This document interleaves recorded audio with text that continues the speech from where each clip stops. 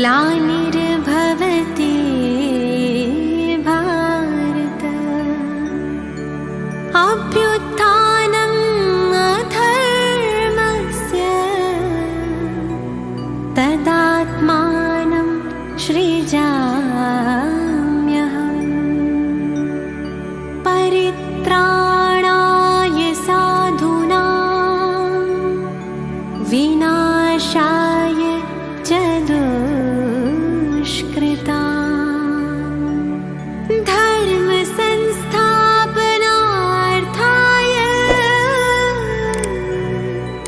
संभवामि संगम युगे।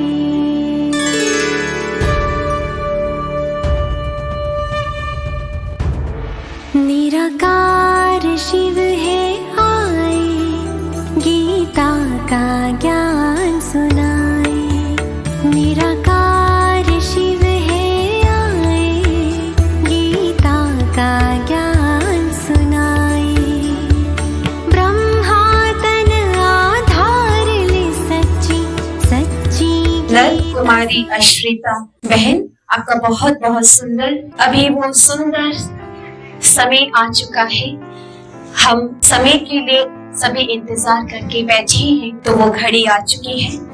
तो मैं अभी इस मंच पर बुलाना चाहूंगी आज जिनको हम सुनने आए हैं और ये 3 दिन तक हम जिनको सुनने वाले हैं, वो है हमारी आदरणीय कंचन दीदी जी। मैं उनको आदर सहित सम्मान सहित हमारी जोशना दीदी को अनुरोध करूंगी, जो कि सुंदरगढ़ से आई हुई है, सुंदरगढ़ प्रजापिता ब्रह्मा कुमारी के इंचार्ज। आप उनको सम्मान सहित स्टेज पर लाएं। हम सभी 1 मिनट के लिए खड़े होकर इनके सम्मान में ताली बजाएं। सुंदर कथा सुनाने के लिए आप आकर पहुंचे हैं, आपका बहुत बहुत स्वागत है, अभिनंदन है, अभिवादन है। इसके साथ साथ हमारे जो अतिथि आकर पहुंचे हैं, मैं सबसे पहले CISF कमांडेंट अशोक जलवानी भाई साहब को बुलाना चाहूंगी। सम्मान सहित आप आए।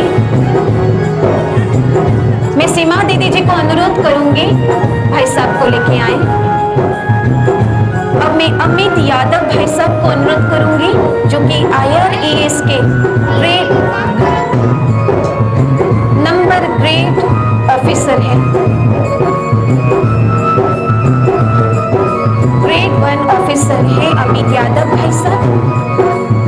RM मैनेजर रेलवे के हर्षित उड़ान भाई साहब को भी अनुरोध करूंगी, आप भी सामने आए, स्टेज पर आए।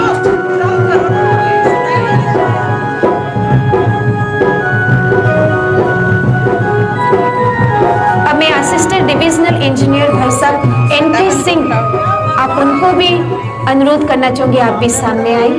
और lastly senior section engineer P वे सत्यदेव कोसवा भाई साहब, अगर आप हैं आप सामने आए, स्टेज पर आए।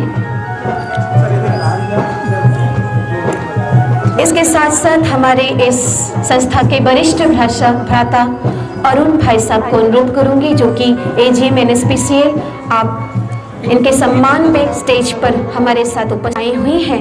मैं इनको अनुरोध करूंगी, आप दोनों हमारे अतिथियों का फूलों से, तिलक से और उतरन देकर इनका सम्मान करेंगे और आप सभी तालियों के द्वारा इनका सम्मान करेंगे।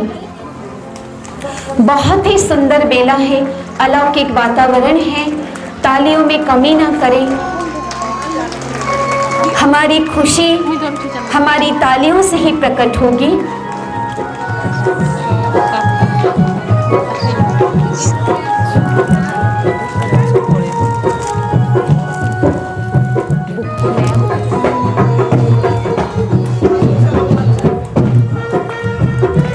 ये बहुत ही भाग्य की बात है कि एक जगह के सभी महान विभूतियां, सभी उच्च पदाधिकारी व्यक्ति एक साथ इस स्टेज पर एक समय पे खड़े होना, समय देना, ये हमारा भाग्य है। इसलिए इस अलौकिक दृश्य का हम सभी आनंद लेंगे।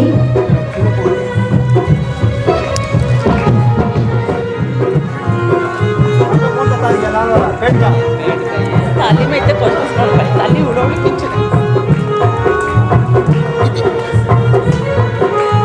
सारे सबके लिए बुके नहीं, सबके लिए बुके नहीं।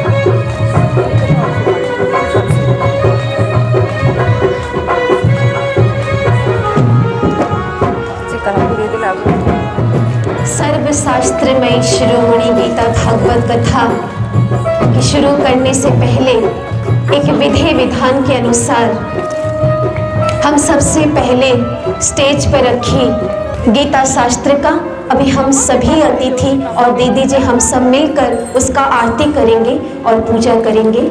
मैं सभी को अनुरोध करती हूँ कि स्टेज के पीछे रखी गीता के तरफ हो जाए सभी अतिथि और सभी हम सभी मिलकर इसकी पूजन करेंगे। संध्या काल का बेला है और ज़्यादातर हमारी माएँ उपस्थित है।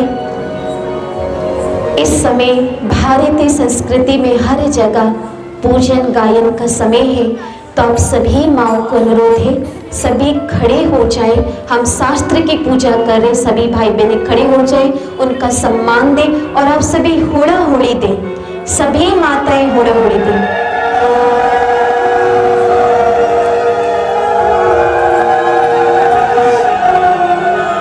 अब हम आरती के बाद भारतीय संस्कृति की एक और विधि विधान के अनुसार हर कार्यक्रम की शुरुआत दीप प्रज्वलन से शुरू करते हैं। तो आरती के बाद मैं सभी अतिथियों को अनुरोध करूंगी कि दिया जलाकर सभी हम इस कार्यक्रम की शुरुआत करेंगे और आप सभी आत्मिक स्थिति पर खड़े होकर उस परमात्मा की याद करेंगे।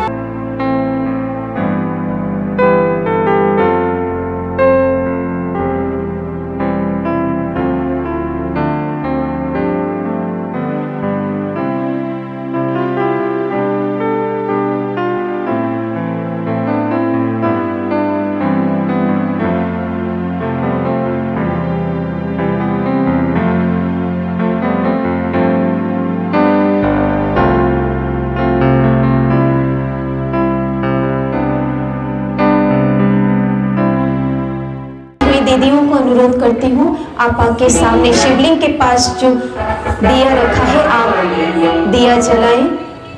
प्रतिमा दीदी जी, सीमा दीदी जी, मीता दीदी जी, अनीता दीदी जी आप सभी सामने आए। नीचे जो दिया रखा है आप सभी दिया जलाएं। धनेश्वर भाई साहब, रतिकांत भाई जी, चंपा दीदी, निरुपमा दीदी, चंपा दीदी जी, निरुपमा दीदी जी आप सभी जहाँ हैं स्टेज के सामने आए। आज इस सभा में हम सभी अपने दिल का उद्गार उनका सम्मान करके प्रकट करना चाहते हैं। मुकुट, चुनरी और फूल माला से हम उनका सम्मान करेंगे और आप सभी तालियां बजाएंगे। सभी अतिथियों को अनुरोध है आप सभी सामने अपनी जगह पर आसन ग्रहण करेंगे।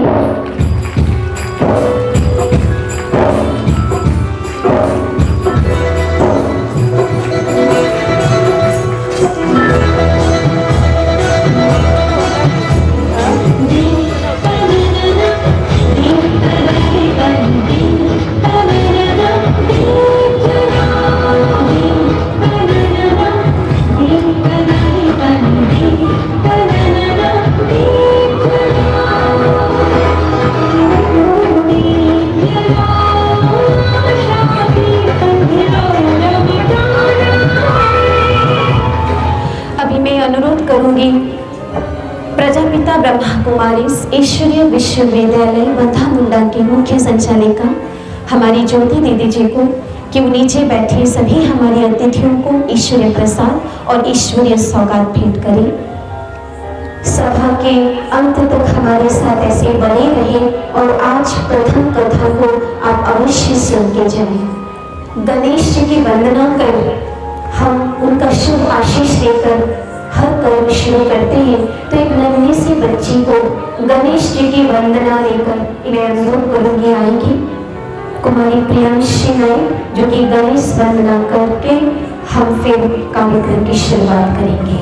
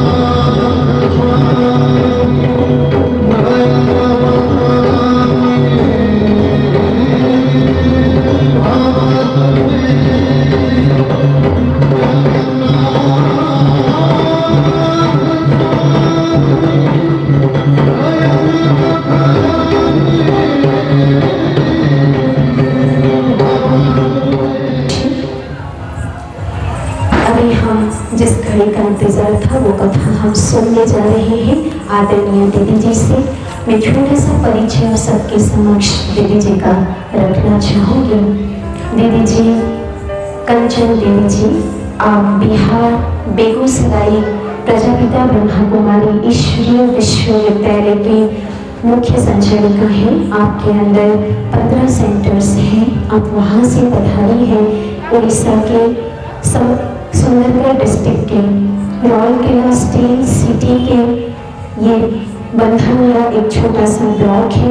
आप यहाँ पधारी हैं। सर्वप्रथम हम सभी बंधामुला वासियों से कि आपके तहे दिल से स्वागत है, अभिनंदन है।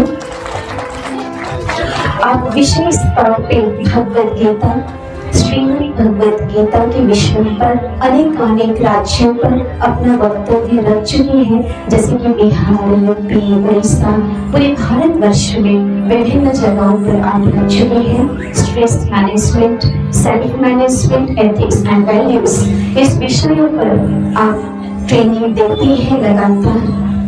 और आपने एम्स और सीबीएसई मेडिकल पढ़ाई आपने 2000 में आपने कंप्लीट किया है और एमबीबीएस की पढ़ाई 2 साल करने के बाद अपना ये संपूर्ण जीवन इस ईश्वरीय विश्वविद्यालय में समर्पित करने का निर्णय लिया और आज तक समर्पित रूप से अपने निस्वार्थ सेवा ले रहे हैं। और वर्तमान समय मेडिकल विंग और एडमिनिस्ट्रेटिव विंग के हमारे माउंट आबू हेडक्वार्टर के आप मेंबर हैं। तो अभी मैं अनुरोध करना चाहूंगी हमारी वरिष्ठ राज्य शिक्षिका कंचन दीदी जी को। ओम शांति। ओम शांति।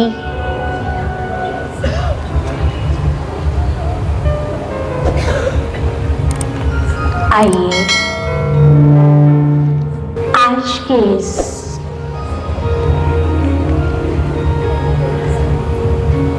श्रीमद् भगवद गीता एवं भागवत कथा पर आधारित सुंदर सत्र में प्रवेश करने से पूर्व हम उस परम पिता परमात्मा का इस मंच पर आवाहन करें और फिर हम आज के सत्र में प्रवेश करेंगे।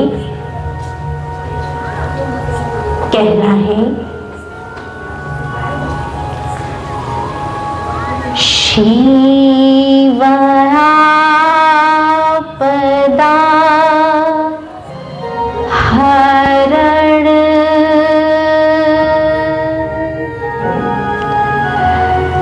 करुणा कृपा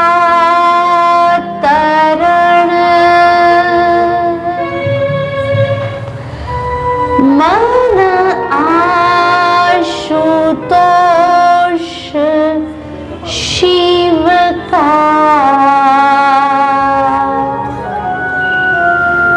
कर सर्वदा स्मरण शिव नाम से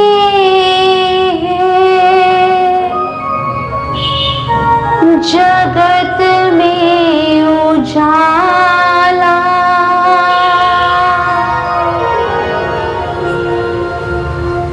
प्रभु भक्तों के मन में शिवाला।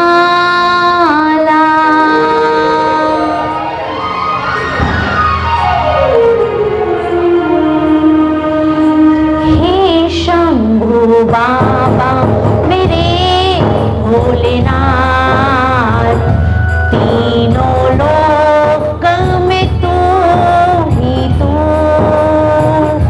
श्रद्धा मन बेल पतरी जीवन भी अर्पण कर दूं। हे शंभु बाबा मेरे भोलेनाथ, तीनों लोक में तू ही तू।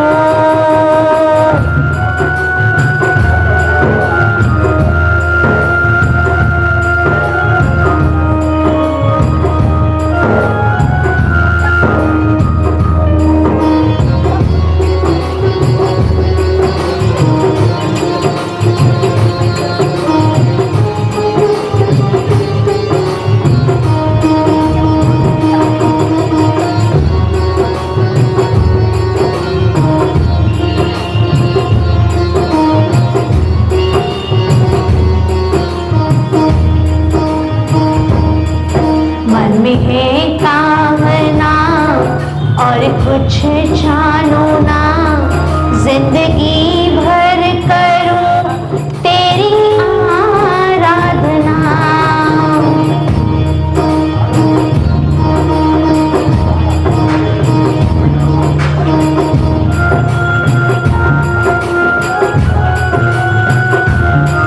मन में है कामना और कुछ जानो ना, जिंदगी भर करूं तेरी आराधना।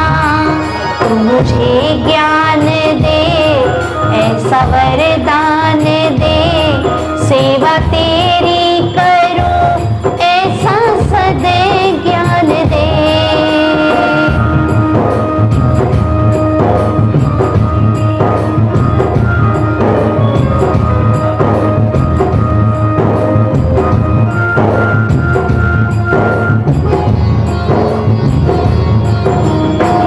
तूने दिया बल निर्बल को, अज्ञानी को ज्ञान दिया।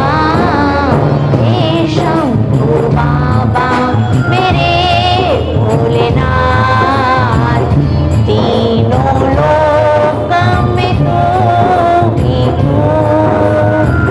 श्रद्धा सुमन मेरा मन बेल पतरी, जीवन भी अर्पण कर दूं। हे शंभु बाबा मेरे भोलेनाथ, तीनों लोक में तू ही तू।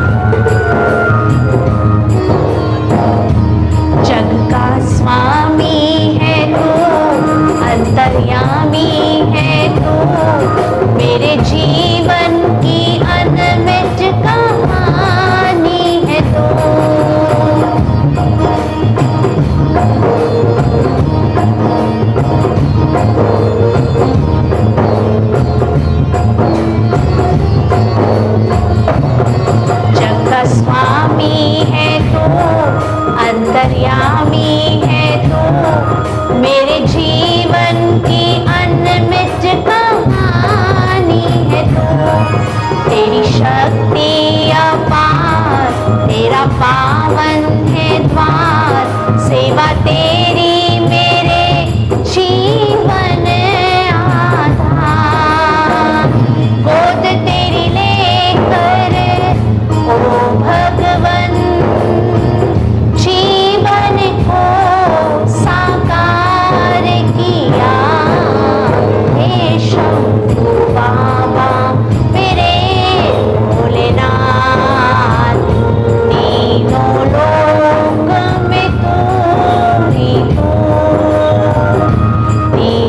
लोक में तू ही तू,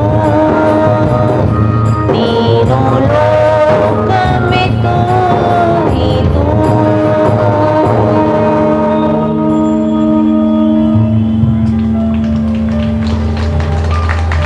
आइए हम सभी आज की इस ज्ञान गंगा में प्रवेश करेंगे। हम सभी जानते हैं आज आप सभी भाई बहनों का ये विशेष सौभाग्य रहा है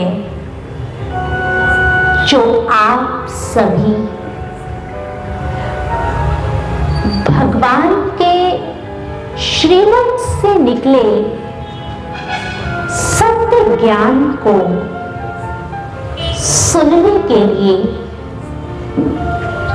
इस सत्य ज्ञान का, इस सत्य कथा का रसास्वादन करने के लिए आप सभी यहाँ एकत्रित हैं।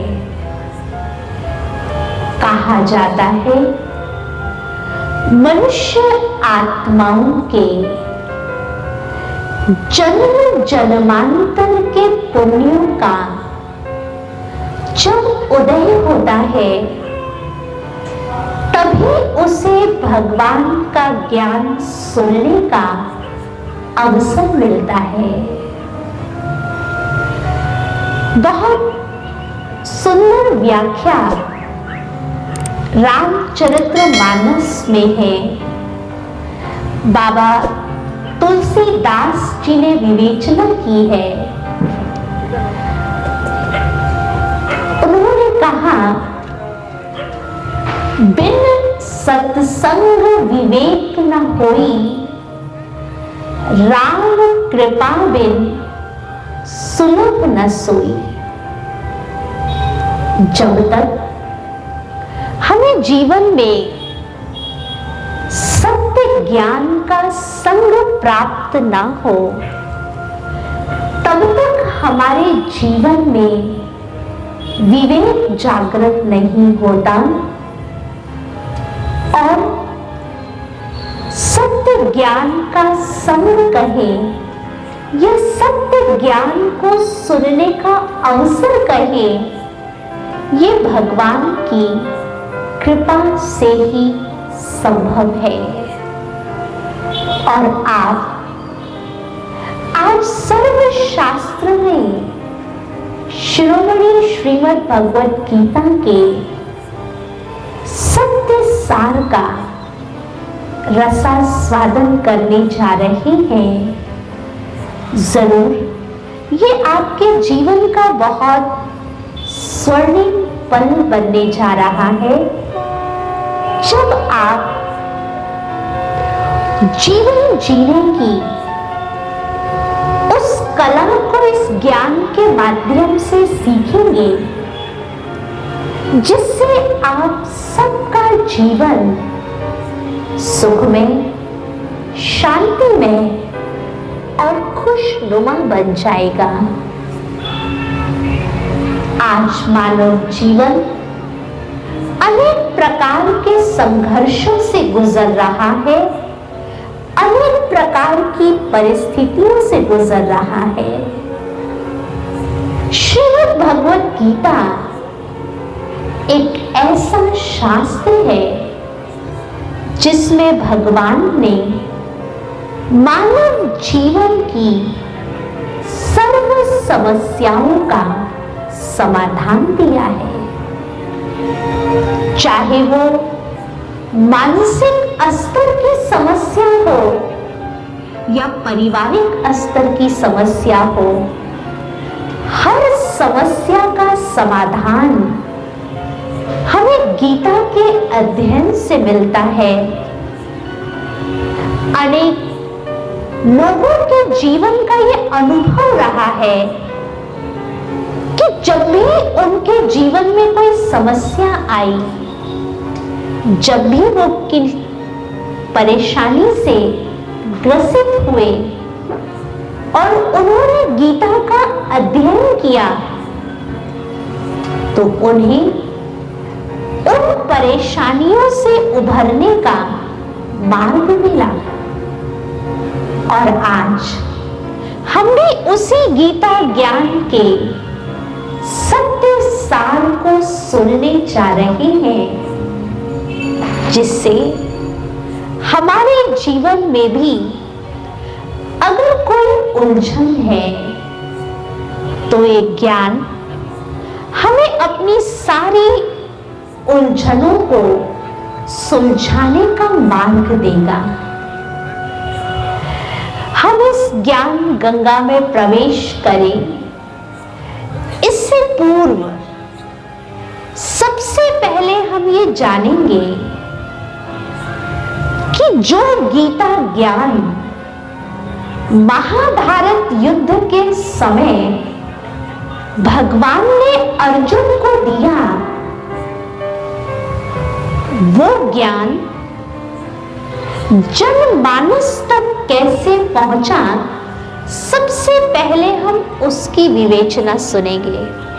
क्योंकि हम सभी जानते हैं गीता ज्ञान कब दिया गया, बताइए।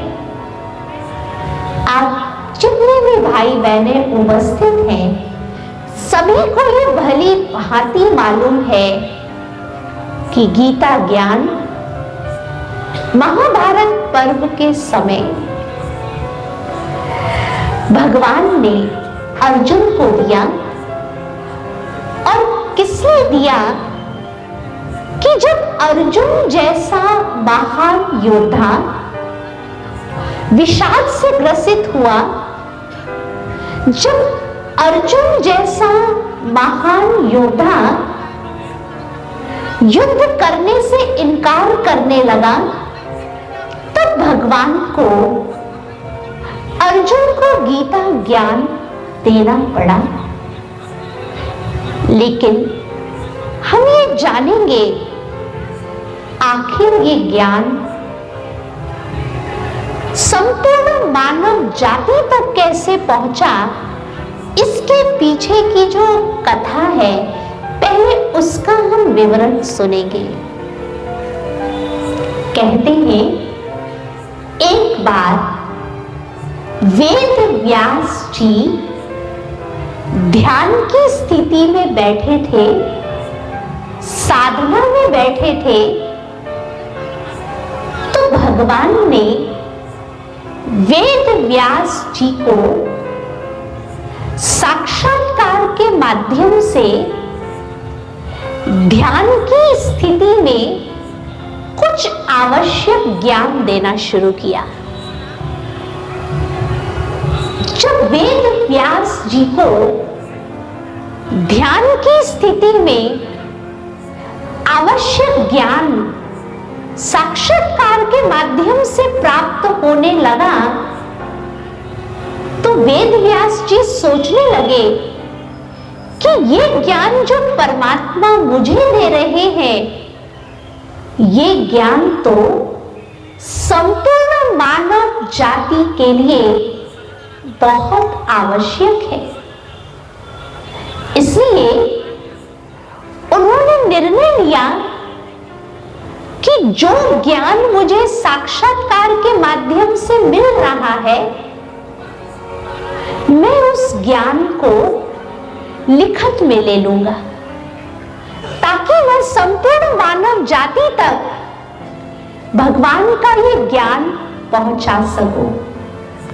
कहते हैं दूसरे दिन जब वेद व्यास जी समाधि में बैठे, ध्यान की अवस्था में बैठे, तो अपने साथ एक कॉपी पेन लेकर बैठे, ताकि साक्षात्कार के द्वारा जो उनको ज्ञान प्राप्त होगा वो उसको लिखते जाएंगे। लेकिन वेद व्यास जी के सामने एक समस्या आ गई। समस्या ये थी कि जब वो दृश्यों को देखने लगते तो लिखना भूल जाते, और जब लिखना शुरू करते तो जो ज्ञान उनको साक्षात्कार के माध्यम से मिल रहा था उन दृश्यों को वो देखना भूल जाते। इसलिए दूसरे दिन की गीता भी लिखत में उपलब्ध नहीं हो सकी। फिर कहते हैं वेद व्यास जी ने भगवान से अनुरोध किया कि मुझे इस सत्य ज्ञान को लिखने के लिए आप गणेश जी को प्रदान करें। और कहते हैं कि भगवान ने वेद व्यास जी को इस सत्य ज्ञान को लिखने के लिए गणेश जी को दिया। लेकिन गणेश जी की एक शर्त थी कि जब वो लिखेंगे तो कंटिन्यूअस लिखेंगे, लगातार लिखेंगे, बीच में कोई रुकावट नहीं होनी चाहिए। वेद व्यास जी सोचने लगे कि जो साक्षात्कार में मैं दृश्यों को देख रहा हूं वो दृश्य तो बहुत रहस्यमय है, उनको लगातार लिखवाना ये थोड़ा मुश्किल कार्य है।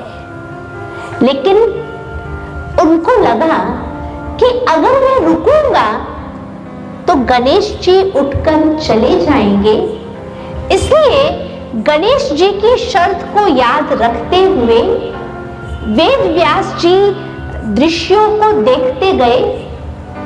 एक एक दृश्य के कई अर्थ उन्हें समझ में आ रहे थे, फिर भी बिना रुके वो लिखाते गए ताकि एक बार सारी लिखत हमारे पास आ जाए तो बाद में बैठकर हम स्पष्टीकरण करते रहेंगे, बाद में बैठकर के व्याख्या करते रहेंगे।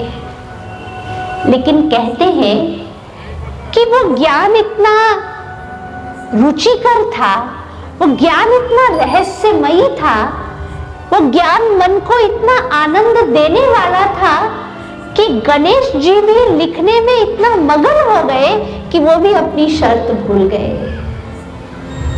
और वेद व्यास जी ने जब सारी लिखत प्राप्त कर ली गणेश जी के द्वारा, गणेश जी बुद्धि के देवता है, एक बुद्धिमान व्यक्तित्व का प्रतीक है, और जब वेद व्यास जी को उनके द्वारा सारी लिखत प्राप्त हुई तो वेद व्यास जी बाद में व्याख्यान करने बैठे तो कंफ्यूज हो गए।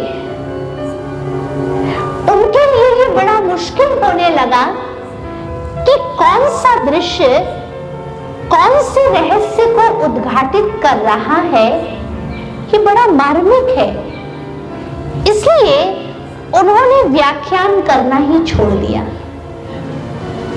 जो गीता जिस प्रकार से लिखत में आई, तीसरे दिन से गीता अवेलेबल है और आज उसी रीति से अलग अलग भाषाओं में गीता का अनुवाद हुआ है।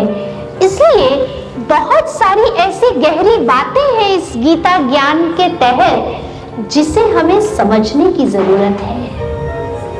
हमें ये समझना है कि क्या भगवान के श्रीमुख के द्वारा दिया गया ये गीता ज्ञान हमें हिंसक युद्ध करने की प्रेरणा देता है या हमें अहिंसक युद्ध करने की प्रेरणा देता है। हमें ये भी समझना है कि भगवान ने गीता का ज्ञान जिस परिस्थिति में दिया, जिस काल में दिया, क्या आज के समय में भी पुनः महाभारत काल जैसी परिस्थितियां हमें परिलक्षित होती हुई नहीं नजर आ रही हैं? बताइए हाँ या ना? हाँ, आप जवाब देंगे तो मुझे लगेगा कि आप सुन रहे हैं। देखिए, महाभारत में लिखा है कि जब घर घर में महाभारत एपिसोड शुरू हो जाए तो समझना कि महाभारत काल फिर से आ चुका है। मेरे भाई बहनों, अगर आज समाज की स्थिति देखें तो क्या मेजॉरिटी घरों में महाभारत युद्ध चल रहा है या नहीं चल रहा है? चल रहा है ना। कहते हैं महाभारत युद्ध जो हुआ किसके किसके बीच हुआ? पांडव और कौरव के बीच। और पांडव कौरव आपस में कौन थे? भाई भाई थे। युद्ध का कारण क्या था? महाभारत युद्ध का कारण क्या था? भूमि का विवाद। कहते हैं पांडवों ने 5 ग्राम मांगा तो दुर्योधन ने क्या कहा कि युद्ध के बिना तो सुई की नोक बराबर जगह भी नहीं मिलेगी। और यही कारण हुआ महाभारत युद्ध का। आज वर्तमान परिवेश में भी समाज में ये देखने को मिल रहा है, अगर भाई भाई में विवाद है तो उसका मुख्य कारण हम देखते हैं वो भूमि का ही विवाद है। हमने ये भी अनुभव किया है महाभारत काल में, जो 2 प्रकार से अलग अलग ग्रुप्स तैयार थे। एक पांडवों का ग्रुप था, एक कौरवों का ग्रुप था। आज भी हम फिर से यही स्थिति रिपीट होता हुआ देख रहे हैं। वर्तमान समय में भी पांडव जैसे प्रवृत्ति वाले लोग भी हमारे समाज में मौजूद हैं, तो कौरव जैसी प्रवृत्ति वाले लोग भी हमारे समाज में मौजूद हैं। है या नहीं है? दिखाते हैं पांडव कितने थे? 5। और कौरव कितने थे? 100। कहने का तात्पर्य है पांडव उनको कहा गया जिनकी प्रीत परमात्मा से थी। वो कौन कहलाए? वो पांडव संप्रदाय का कहलाए। और जो भगवान से विपरीत बुद्धि थे वो किस संप्रदाय का कहलाए? कौरव संप्रदाय का। आज के समय में भी धर्म के मार्ग पर चलने वाले लोग, भगवान के प्रति श्रद्धा और समर्पण रखने वाले लोग कितना % है? मात्र 5% है। बाकी इतनी बड़ी सेना किसकी है? किसकी है? कौरवों की ही तो है। अगर आप पांडवों के नाम की विवेचना सुनेंगे तो आपको महसूस होगा कि पांडवों के नाम भी उनके कर्तव्यों के अनुसार है। और जब आप कौरवों के नाम की विवेचना सुनेंगे तो भी आपको ये जरूर निश्चय हो जाएगा कि कौरवों के भी जो नाम है वो उनके कर्तव्यों के अनुसार है। पांडवों में पहला नाम किसका आता है? युधिष्ठिर का। युधिष्ठिर कौन है? जो मनुष्य आत्मा बुराइयों के साथ युद्ध में स्थिर रहे, जो अपने जीवन में धर्म के मार्ग पर निरंतर चले, वो कौन है? वो धर्मनिष्ठ युधिष्ठिर है, जिसके जीवन का संकल्प है धरत पड़िए धर्म न छोड़िए। माना, जो किसी भी परिस्थिति में धर्म की धारणाओं से कॉम्प्रोमाइज ना करे, जो किसी भी परिस्थिति में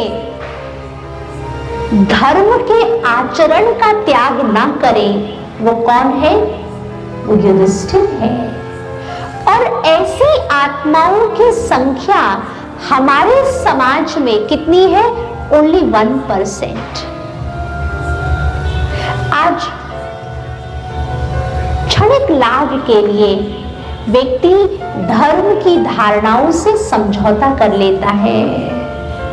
कभी लोभवश धर्म की धारणाओं से समझौता कर लेता है, कभी अहंकारवश व्यक्ति धर्म की धारणाओं से समझौता कर लेता है।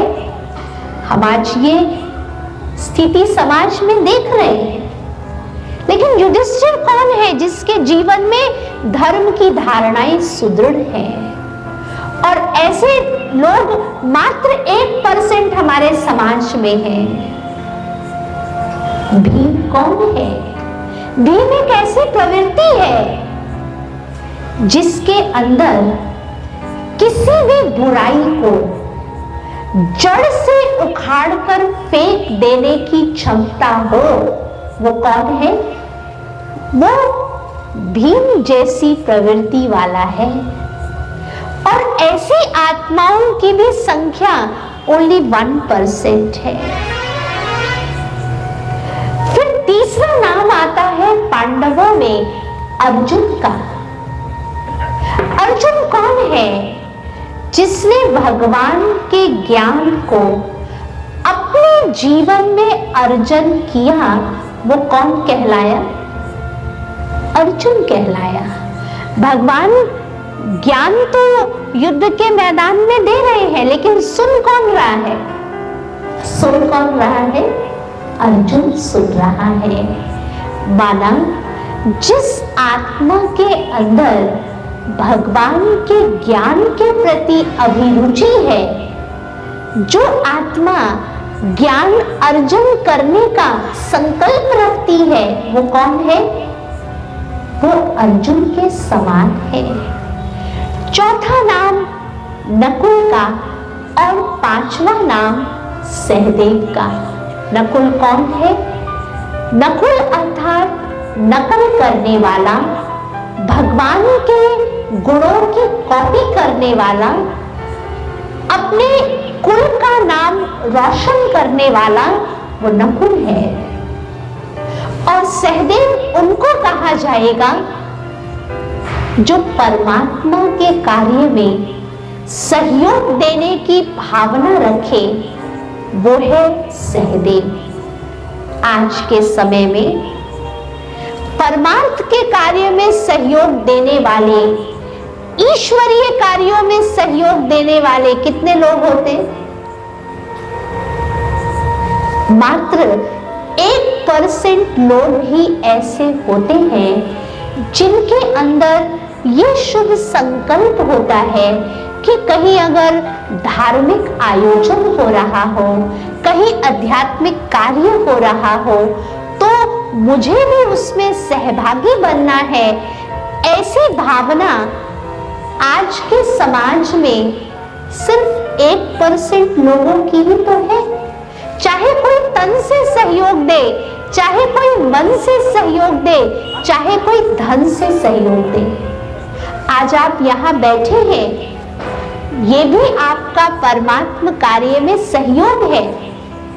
आप अपने तन से यहाँ उपस्थित हैं, ये आपके तन का सहयोग है। इसलिए परमात्मा के इस पुनीत कार्य में अपनी उपस्थिति के लिए अर्जुन के समान ज्ञान अर्जन करने के संकल्प से जो आप सभी यहाँ उपस्थित हैं, आप एक बार अपने लिए जोरदार तालियां बजाइए। और ये कहना अतिशयोक्ति नहीं होगा कि आप जितने भी भाई बहने यहां बैठे हैं, आप सब पांडव संप्रदाय के हैं, इसलिए आप यहां मौजूद हैं। नहीं तो निमंत्रण तो बहुत लोगों के पास गया होगा, लेकिन आज अधिकतर लोगों के पास जब इस तरीके के अनुष्ठान में ज्ञान चर्चा में शामिल होने का निमंत्रण जाता है, तो अक्सर लोग क्या कहते हैं? अक्सर लोग क्या कहते हैं? हमारे पास टाइम नहीं है। इच्छा बहुत है, लेकिन हमारे पास टाइम नहीं है। लेकिन अब जरा महसूस कीजिए, व्यक्ति जिन कार्यों को अपने जीवन में महत्व देता है, उसके लिए समय निकालता है या नहीं निकालता है? निकालता है ना। अगर हमारा स्वास्थ्य ठीक नहीं है, तो क्या हम डॉक्टर के पास जाने के लिए समय नहीं निकालेंगे? निकालेंगे ना। अगर मुझे डॉक्टर ने ये इंस्ट्रक्शन दिया कि मुझे अगर स्वस्थ रहना है तो मुझे रोज सुबह एक्सरसाइज करनी है, तो क्या हम डॉक्टर का इंस्ट्रक्शन मानेंगे या नहीं मानेंगे? हो सकता है यूं व्यक्ति एक्सरसाइज ना करता हो, वॉकिंग ना करता हो। अब मान लीजिए उसको डायबिटीज हो गया, ब्लड प्रेशर की शिकायत हो गई। अब डॉक्टर ने कहा आपको जीना है तो वॉकिंग करना पड़ेगा, जीना है तो एक्सरसाइज करना पड़ेगा। तो व्यक्ति की मजबूरी हो जाती है कि मुझे स्वस्थ रहना है तो मुझे अपने लिए टाइम निकालना होगा। ऐसे ही परमात्मा भी हम सभी को कह रहे हैं, अगर हम चाहते हैं हमारा जीवन सुखमय हो, अगर हम चाहते हैं हमारा जीवन खुशनुमा हो, तो कुछ समय हमें जरूर निकालना है अपने मन की बैटरी को चार्ज करने के लिए। ये आध्यात्मिक ज्ञान, गीता का सर्वश्रेष्ठ ज्ञान हमारे मन की बैटरी को क्या करता है? चार्ज करता है। क्योंकि हम महसूस कर रहे हैं इस समय हम सबके मन की बैटरी चार्ज है या डिस्चार्ज है? क्या आंसर होगा हमारा? अच्छा, कौन कौन कहते हैं कि हाँ मेरे मन की बैटरी चार्ज है? जरा वो हाथ उठाइए। सभी चार्ज बैटरी वाले बैठे हैं। हाँ, अच्छा, आप में से कौन अनुभव करता है कि अभी हम ऐसा फील करते हैं कि हमारे मन की जो स्थिति है, हमारी बैटरी इस समय डिस्चार्ज है? ऐसा कौन कौन फील करते हैं? अच्छा, कुछ लोगों के हाथ इसमें भी उठ रहे हैं और कुछ लोग सोच रहे होंगे कि पता नहीं हम किस में हाथ उठाएं कि हमारी बैटरी चार्ज है या डिस्चार्ज है, हमें पता भी नहीं चलता। एक सिंपल सा फॉर्मूला है अपने आप को चेक करने का। अगर हमारे मन की बैटरी चार्ज है तो किसी भी परिस्थिति के प्रभाव में हम नहीं आएंगे। हमारे अंदर एक क्षमता डेवलप रहती है, वो ये है हर परिस्थिति में शांत रहने की। हर परिस्थिति में हमारे डिसीजंस बिल्कुल एक्यूरेट होंगे अगर हमारे मन की बैटरी चार्ज है। किसी भी सिचुएशन में हमें गुस्सा नहीं आएगा अगर हमारे मन की बैटरी चार्ज है। तो हमें किसी से कंपटीशन नहीं होगा अगर हमारे मन की बैटरी चार्ज है। तो अब आप सभी अपने आप को चेक कर सकते हैं। अगर आप हर परिस्थिति में मन को शांत रख सकते हैं, माना आपके मन की बैटरी क्या है, चार्ज है। और अगर छोटी छोटी बातों में आप इरिटेट होते हैं, छोटी छोटी बातों में आपका मूड ऑफ हो जाता है, आप तुरंत रिएक्ट कर जाते हैं, आप फ्रस्ट्रेट हो जाते हैं, माना आपके मन की बैटरी क्या है, डिस्चार्ज है। इसलिए आवश्यकता है रोज थोड़ा समय निकालने की और इस आध्यात्मिक ज्ञान को सुनने की। अगर आधा घंटा भी आपने अपने मन को आध्यात्मिक ज्ञान का बैकअप दे दिया तो आपकी बैटरी क्या होगी, चार्ज हो जाएगी। और आपको जानकर ये खुशी होगी कि प्रजापिता ब्रह्मा कुमारी ईश्वरीय विश्वविद्यालय में रोज 1 घंटा आध्यात्मिक ज्ञान की क्लासेस चलती है। और बहुत सारे भाई बहनों का ये अनुभव है, या मैं यूं कहूं कि हम सबके भी जीवन का ये अनुभव है। रोज सुबह 1 घंटा जब हम अपने मन को आध्यात्मिक ज्ञान की खुराक देते हैं तो सारा दिन इस कर्म क्षेत्र पर कार्य करने के लिए हमारे मन की बैटरी क्या होती है, चार्ज हो जाती है। ब्रेकफास्ट करते तो तन चार्ज होता, और मन को जब हम ज्ञान का ब्रेकफास्ट देते तो मन चार्ज हो जाता है।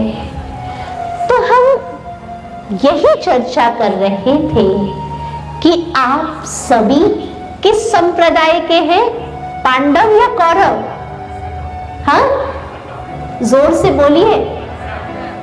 पांडव संप्रदाय के हैं, इसलिए आज आप इस सभा में मौजूद हैं।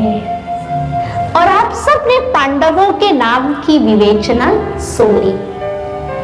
अब जब मैं कौरवों के नाम की विवेचना करूं तो सबसे पहले चिंतन करने की बात है, क्या कोई पिता अपने सारे पुत्रों का नाम मैक्सिमम 2 शब्द से रखेगा?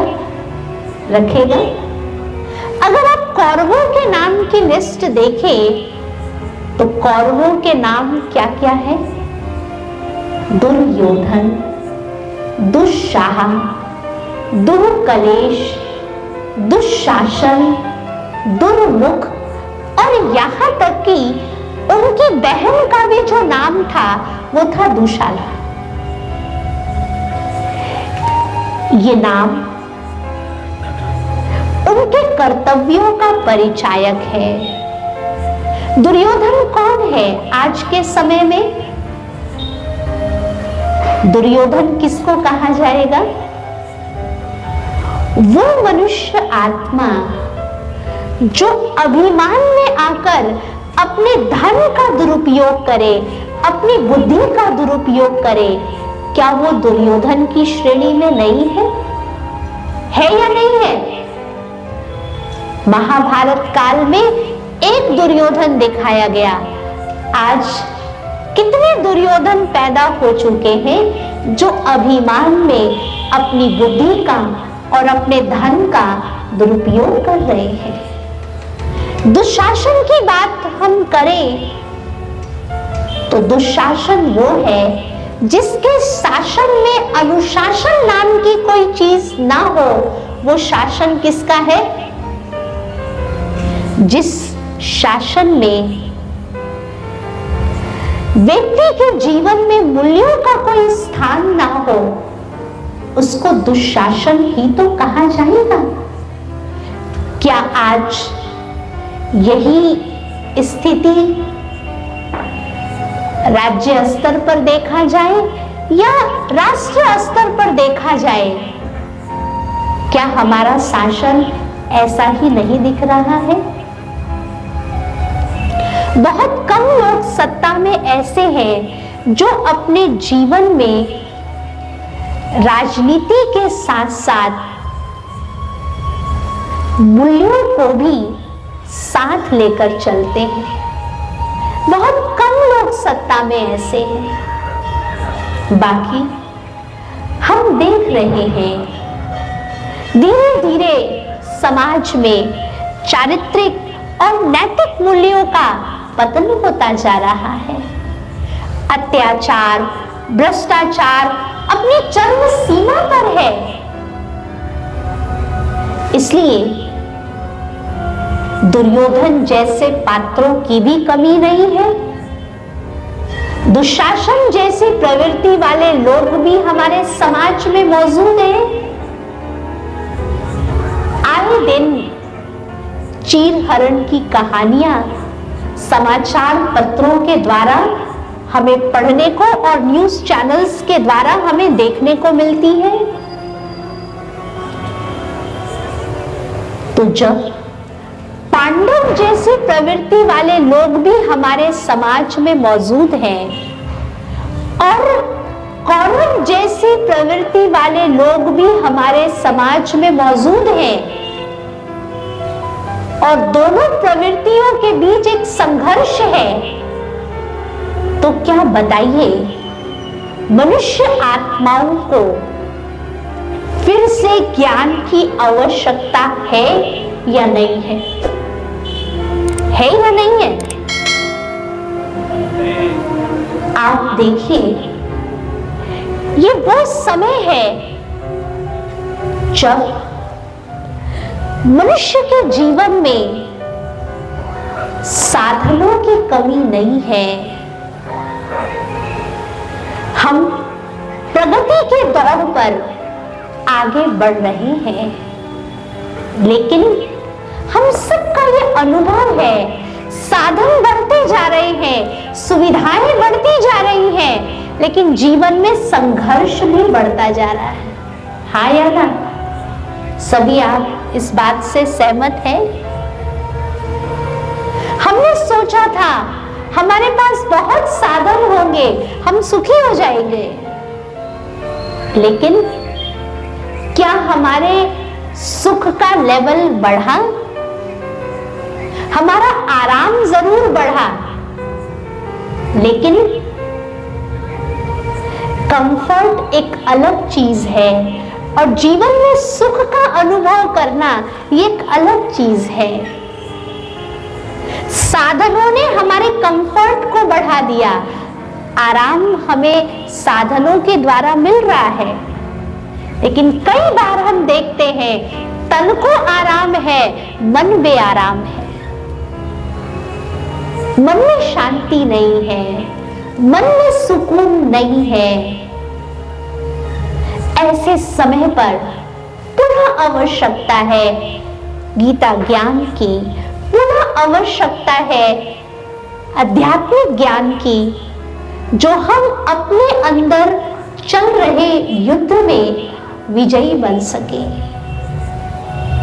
इसलिए आप देखिए, गीता का जो प्रथम श्लोक है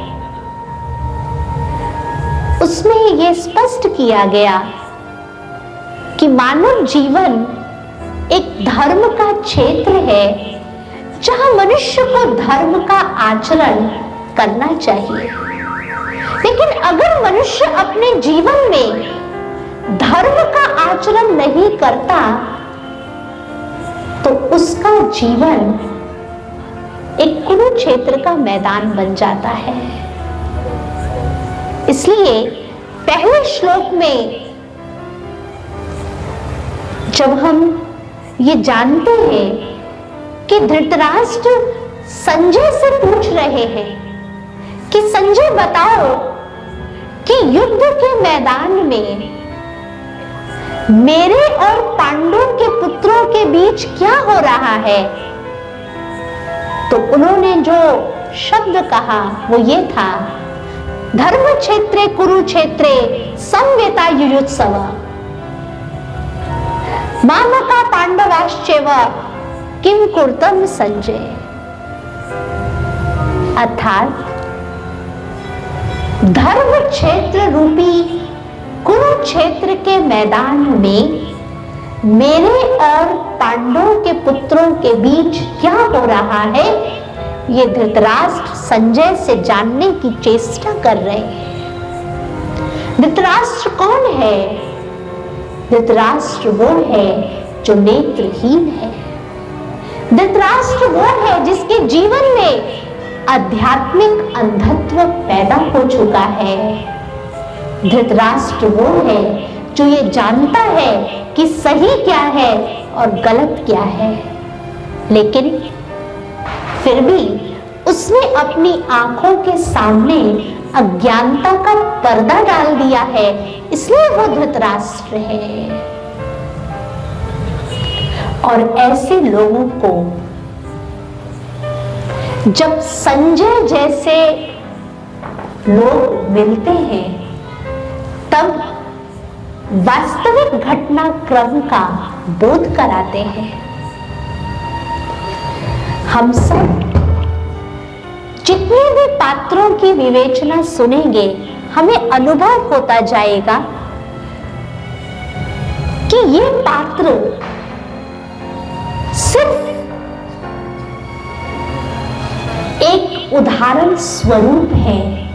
बाकी आज के मानव की जो मनस्थिति है या आज के मानव का जो व्यक्तित्व है, इन पात्रों के द्वारा हमें उन व्यक्तित्वों का दर्शन होता है। आप देखिए, धृतराष्ट्र की पत्नी कौन थी? गंधारी। अगर किसी के पति को आंखों से दिखाई न देता हो तो एक पत्नी का फर्ज क्या बनता है? अपने पति का सहारा बनना। लेकिन हम देखते हैं कि गंधारी ने भी अपनी आंखों पर पट्टी बांध लिया। ये आज के समाज की स्थिति है, जिस समाज में हम देखते हैं कि अगर पति गलत राह पर है और पत्नी भी अगर उसमें सहयोगी बन जाए तो उसके लिए यही कहा जाएगा कि जैसे उसने भी अपनी आंखों पर क्या किया है? पट्टी बांध लिया है। अगर पति गलत राह पर है तो पत्नी का यह कर्तव्य है कि उसको सही मार्ग पर लाना। ऐसा नहीं कि उसके गलत कार्यों में आप भी सहयोगी बन जाएं।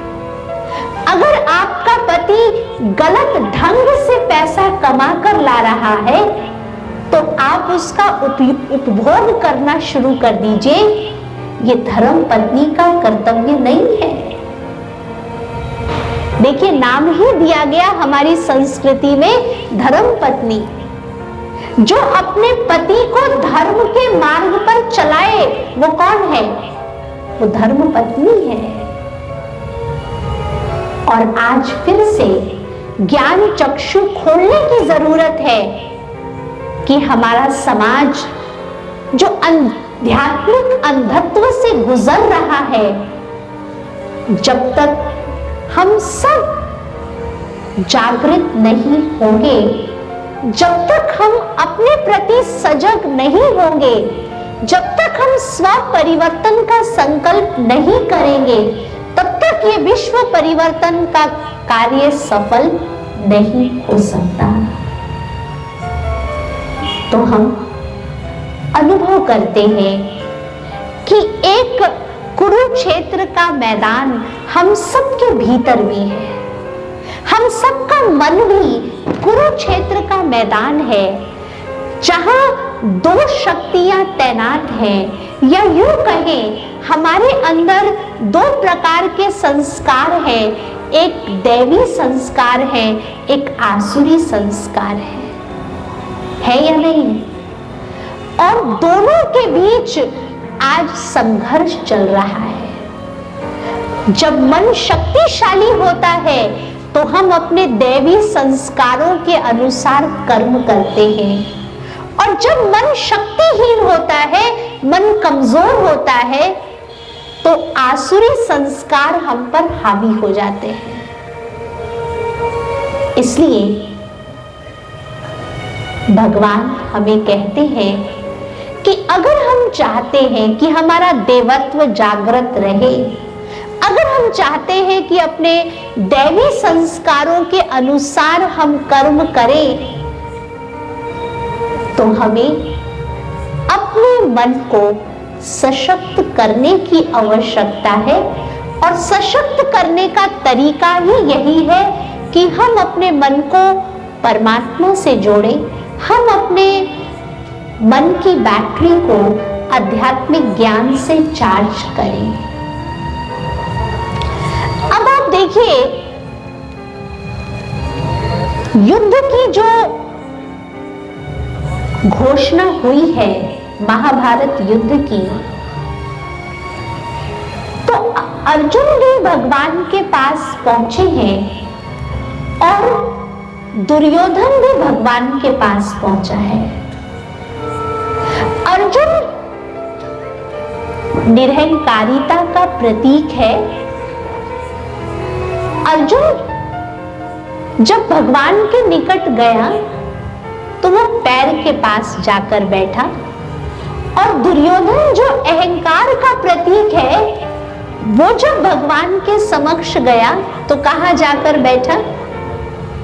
सिर के पास जाकर बैठा। कहते हैं भगवान की जब आंख खुली तो पहले ध्यान कहां गया? जो पैर के पास बैठा होगा वहां ध्यान जाएगा, या जो सिर के पास बैठा है वहां ध्यान जाएगा? बोलिए, पैर के पास। क्योंकि अर्जुन जो विनम्रता का प्रतीक है वो पांव के पास बैठा था, तो पहली नजर भगवान की कहां गई? अर्जुन की तरफ। भगवान ने कहा, अर्जुन कहो क्या मांगने आए हो? भगवान तो जानी जाननहार है, वो जानते हैं कौन किस भाव से आया है। अर्जुन कुछ कहे उससे पहले भगवान ने अपने नियम सुना दिए, क्योंकि भगवान जानते थे ये किस आश से आए हैं। भगवान ने कहा कि जो युद्ध होने जा रहा है उस युद्ध में एक तरफ मैं रहूंगा और एक तरफ मेरी अक्षौणी सेना रहेगी। लेकिन ध्यान से सुन लो, जिस तरफ मैं रहूंगा मैं युद्ध नहीं करूंगा। अब बताओ अर्जुन, कौन सा संकल्प लेकर आए हो? क्या मांगने आए हो? अब दुर्योधन की धड़कन बढ़ गई कि अगर पहले अर्जुन मांग लेगा तो मैं पीछे छूट जाऊंगा। दुर्योधन तुरंत कहता है, भगवान पहले मैं आया हूं, इसलिए पहले मांगने का अधिकार मुझे दिया जाए। दुर्योधन सोचने लगा, अगर मैं भगवान का साथ मांगू और भगवान युद्ध नहीं करेंगे तो ऐसा साथ मांगने से क्या फायदा? इसलिए दुर्योधन ने भगवान से क्या मांगा? अक्षौणी सेना मांगी। और अर्जुन भगवान की शक्ति को पहचानता था।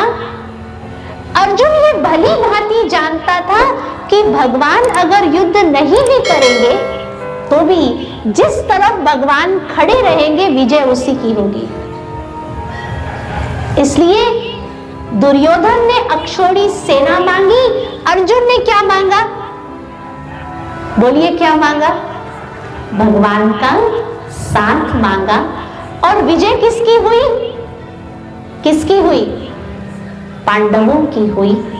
और यही दृष्टांत हमें सिखाता है कि आज इंसान भगवान से क्या मांगता है? वस्तु मांगता है, वैभव मांगता है, संपत्ति मांगता है, संतति मांगता है। अक्सर लोग भगवान की शरण में जाते हैं तो अपनी कोई ना कोई मांग लेकर जाते हैं, लेकिन इस दृष्टांत ने हम सभी को सिखाया, और भगवान भी गीता के माध्यम से हमें ये संदेश दे रहे हैं कि अगर कोई निस्वार्थ भाव से मुझे याद करे तो मैं अपना सब कुछ उस आत्मा के ऊपर न्योछावर कर देता हूं।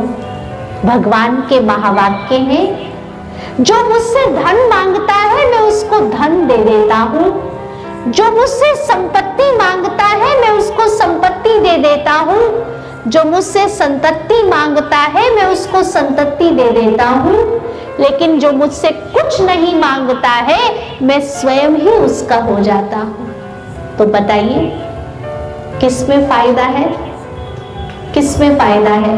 कुछ मांगने में फायदा है या कुछ नहीं मांगने में फायदा है? कुछ नहीं मांगने में। माना आप भगवान से फरियाद मत कीजिए, आप भगवान को दिल से क्या कीजिए? याद कीजिए। अगर आप दिल से उस परमात्मा को याद करेंगे तो आपको मांगने की आवश्यकता नहीं पड़ेगी, स्वतः ही आपकी सारी शुभ कामनाएं क्या होगी? पूरी हो जाएंगी। इसलिए आज हम सभी उस परमात्मा को दिल से यही कहेंगे कि मुझे स्थूल वस्तु नहीं चाहिए, मुझे क्या चाहिए? सिर्फ आपका हाथ और आपका साथ चाहिए। कहेंगे सभी कि थक गए सभी? हाँ, थोड़ा सा टाइम आप और है तो चलिए अंत में हम सब परमात्मा तक अपने मन की आवाज पहुंचाएं कि मुझे आपका हाथ चाहिए और आपका साथ चाहिए। ठीक है, तो कहना है, हम सब दिल से उस परमात्मा को कहेंगे, देना हो तो दीजिए, जन्म जन्म का साथ। देना हो तो दीजिए, जन्म जन्म का साथ। देना हो तो दीजिए, जन्म जन्म का साथ। मेरे सिर पर रख दो बाबा, मेरे सिर पर रख दो बाबा, अपने ये दोनों हाथ। देना हो तो दीजिए, जन्म जन्म का साथ। देना हो तो दीजिए, जन्म जन्म का साथ।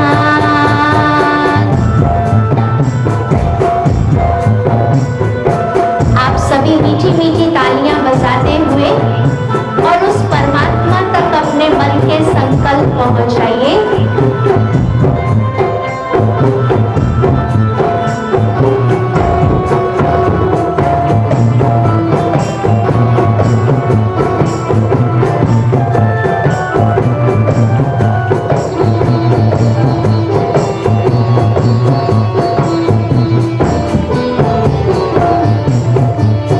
कहना है,